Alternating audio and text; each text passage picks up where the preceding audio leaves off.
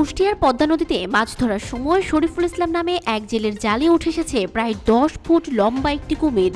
বন্যপ্রাণী কর্মকর্তাদের মতে, যেহেতু এটি মিঠা পানির কুমির, সেহেতু পদ্মা নদীর গভীরেই অবমুক্ত করা হবে। মঙ্গলবার বেলা 11টায় মিরপুর উপজেলার তালবাড়িয়া ইউনিয়নের তালবাড়িয়া বালিঘাট এলাকার পদ্মা নদীতে এই ঘটনা ঘটে। এ নিয়ে অন্য জেলেদের মধ্যে আতঙ্ক বিরাজ করছে।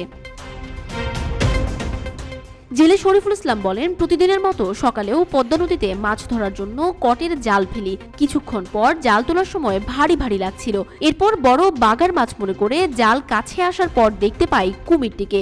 প্রথমে কিছুটা ভয় পেয়েছি, এরপর কৌশলে 7 থেকে 8 জন জাল টেনে নদীর পাড়ে আনি।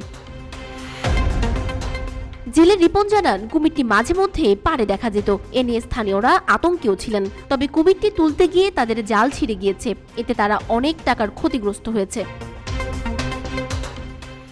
বাংলাদেশ জীববৈচিত্র্য সংরক্ষণ ফেডারেশনের কেন্দ্রীয় কমিটির সহসভাপতি শাহাবুদ্দিন মিলন বলেন, বেলা 1টার দিকে জেলেদের কাছ থেকে কুমিরের বিষয়ে জানতে পেরে বন বিভাগকে সাথে নিয়ে ঘটনাস্থলে আসি।